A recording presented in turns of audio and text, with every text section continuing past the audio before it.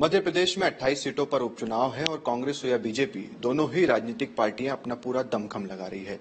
हमारे साथ बातचीत करने के लिए कांग्रेस के वरिष्ठ नेता पूर्व मुख्यमंत्री दिग्विजय सिंह जी हैं, उनसे बातचीत करते हैं। सर नमस्ते, स्वागत है आपका। हम देख रहे हैं कि बीजेपी की ओर से जितने नेता, वरिष्ठ नेता, चाहे फिर वो नरेंद्र सिंह तोमर हो, सिंधिया जी हो, शिवराज जी हो, सभी प्रचार प्रसार कर रहे हैं। कांग्रेस की ओर से अकेले कमलनाथ ही मैदान में नजर आ रहे हैं। ऐसा नहीं है, पूरी टीम हमारी प्रचार में है। कमलनाथ जी के साथ जितने भी हमारे सीनियर लीडर्स हैं, एक्स मिनिस्टर्स हैं, एमएलएज हैं, Kantilal Bhuria x PCC president हैं, पचौरी जी हैं, अजय सिंह, राहुल हैं, सब प्रचार कर रहे हैं।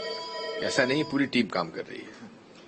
आपकी भूमिका की बात की जाए 2018 में कोऑर्डिनेशन कमेटी के आप चीफ थे और इस बार भी कहीं ना कहीं हम कार्यकर्ताओं से जब बातचीत करते हैं तो वो कहते हैं कि अभी भी दिग्विजय सिंह उसी भूमिका में, वो लगातार सबसे बातचीत करते हैं, सबको कोऑर्डिनेट करते हैं। बिल्कुल, यही काम मेरा हमेशा से रहा है और जहां जैसी जरूरत होती है वैसा आदेश का पालन करते हैं। कमलनाथ जी हमारे अध्यक्ष हैं, टीम के कैप्टन हैं, वो जो आदेश देंगे वो काम होगा।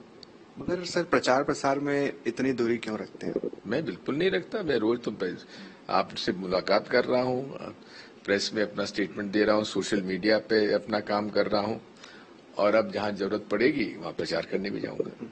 क्या लग रहा है सर आपको इन सीटों पर जब चुनाव हो रहा है, क्योंकि बीजेपी ने तो अपनी पूरी टीम, अब 28-33 मंत्री हैं, मुख्यमंत्री खुद तकरीबन आप 15 दिनों में देखें कि 84 सभाएं का टारगेट उन्हें दिया है, लेकिन लोग उनकी सभाओं में आ नहीं रहे हैं और उनका रटा रटाया भाषण होता है। वो हम तो 15 साल से उनके रटा रटाया भाषण सुनते हैं। वही मामा भांजे का उनका आपका जिक्र भी खूब करते हैं। ठीक है, मुझे इसकी प्रसन्नता है कि वे मेरा प्रचार करते हैं, क्योंकि मेरा प्रचार ही होता है। जितना वो भाषण मेरा नाम लेते हैं मैं तो उसको अपना प्रचार मानता हूँ।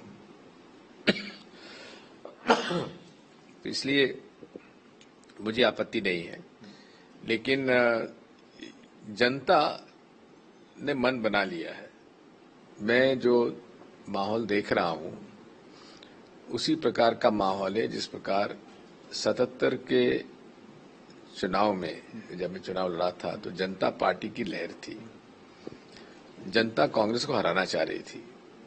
तब जो माहौल कांग्रेस के खिलाफ था, इन उपचुनाव में ये माहौल भाजपा के खिलाफ है, कांग्रेस के पक्ष में है।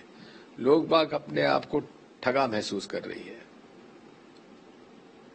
लोग बागों के मन में ये बात बैठ गई है कि ये बिके हैं, इसलिए इन्हें वोट वो नहीं देंगे।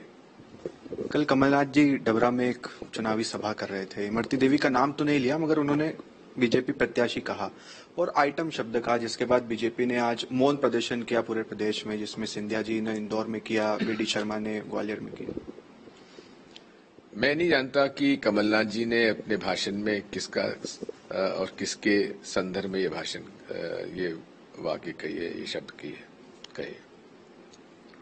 लेकिन इतना मैं जानना चाहता हूं कि पड़ोस में उत्तर प्रदेश में हाथरस में एक दलित युवती के साथ बलात्कार हुआ, उसकी हत्या हुई, रिपोर्ट नहीं लिखी गई और जब उसकी मृत्यु हो गई तो पुलिस ने उसका शव उसके परिवार को नहीं दिया।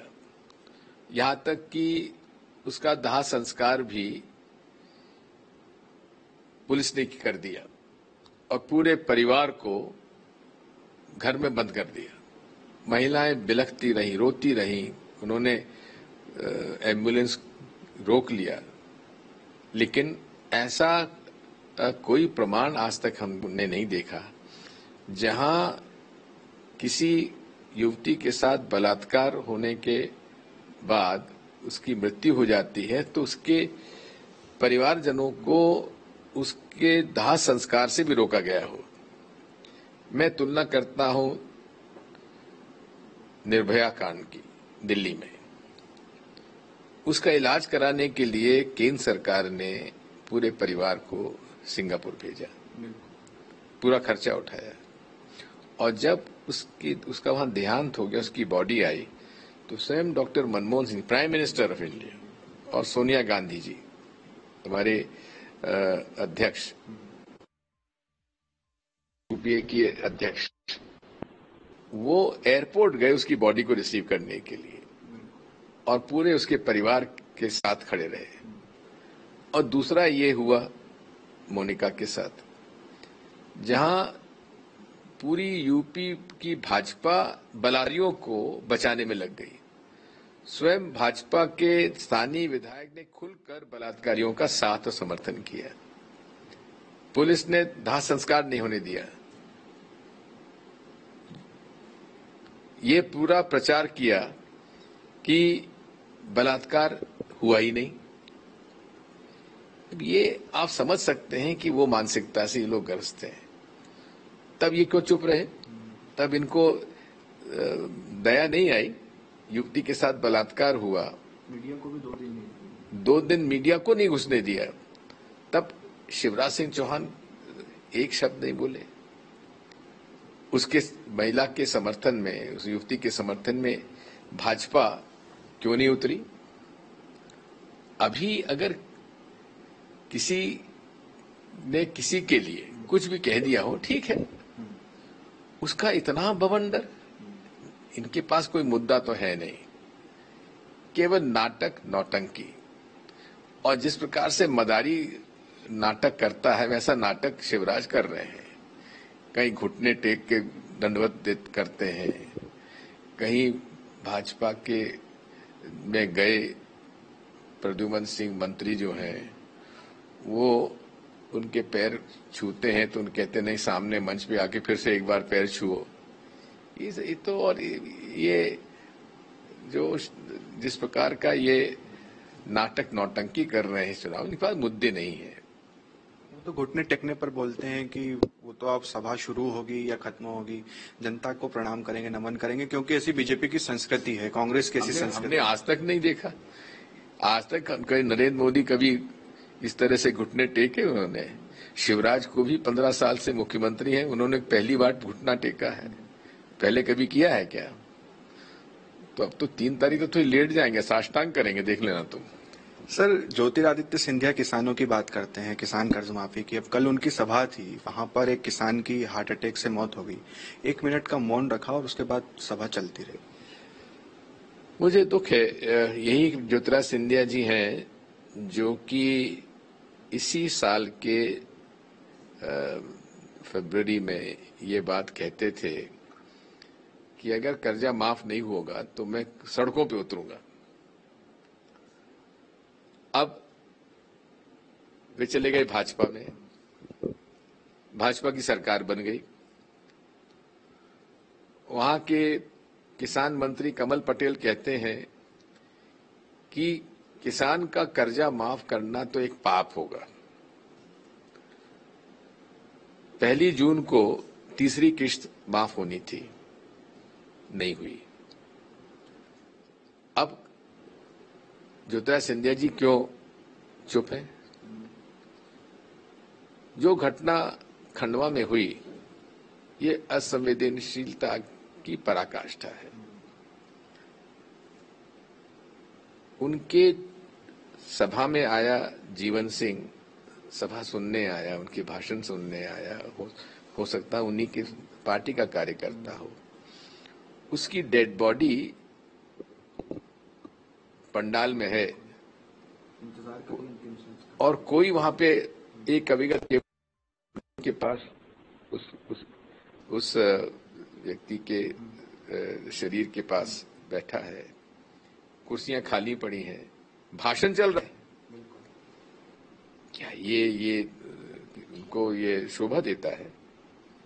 मैं इसकी घोर निंदा करता हूं।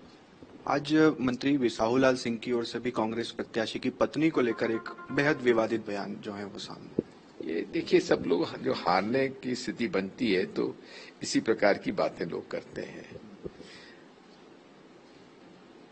उन्होंने नरेंद्र मोदी जी के बारे में क्यों नहीं कहा? 2014 में पहली बार उन्होंने स्वीकार किया कि वे विवाहित हैं। तब भाजपा ने उनके खिलाफ कुछ नहीं कहा। उसके बारे में क्यों लोग नहीं बात करते? उसने फॉर्म भी गलत भरा। 2003 से लेकर 2014 तक के जितनी बार वो चुनाव लड़े, उन्होंने अपने आप को अविवाहित बताया, मतलब झूठा फॉर्म भरा, तब ये लोग क्यों चुप रहे? सर, भाषा के स्तर की बात की जाए इन चुनाव में, आप तो 40-50 वर्ष से तकरीबन 5 दशक हो गए हैं, ऐसा स्तर आपने देखा है या ऐसा चुनाव जिसमें गद्दार, खुद्दार, बिकाऊ, टिकाऊ और अलग अलग तरह के शब्द? गद्दार शब्द तो इसलिए है, ये कोई अनपार्लियामेंट्री नहीं है। जो अपनी पार्टी के साथ वफादारी ना करे, गद्दारी करे, उसको क्या कहें? गद्दार ना कहें उसे? इसे अपशब्द क्यों मानते हैं आप? किसी को गाली तो दी नहीं है। अगर पैसे लेके गए लोगों ने गद्दारी ना की होती तो क्या भी कभी कोई गद्दार कहा कि आज तक हम लोगों ने? लेकिन जो खुलेआम पैसा लेकर गद्दारी अपनी पार्टी के साथ, अपने जनमत के साथ, अपने वोटरों के साथ, अपनी पार्टी के साथ कर रहा है, तो उसको गद्दार ना कहें, उसको सम्मानित करें, फूल मालाएं पहनाएं उसको। 10 नवंबर को सर नतीजे आने हैं, क्या देख रहे हैं आप? तो हमेशा तकरीबन सही नतीजे बताते हैं, 2018 में भी हमने बहुत कांग्रेस के पक्ष में है और मुझे तो आश्चर्य नहीं होगा कि जब क्लीन स्वीप हो जाए, अगर हो जाए तो मुझे आश्चर्य नहीं होगा। कांग्रेस के पक्ष में तो कांग्रेस के पक्ष में है और चूंकि उपचुनाव के नतीजे 10 नवंबर को आना है, कांग्रेस को पूरी उम्मीद है कि एक बार फिर से कांग्रेस की सरकार, कमलनाथ सरकार बनेगी। ऐसे में देखना बेहद दिलचस्प होगा कि जब 10 नवंबर को नतीजे आएंगे तो किसके पक्ष में होते हैं। वीडियो जर्नलिस्ट अभय के साथ शुभम गुप्ता, न्यूज़ 8 भोपाल।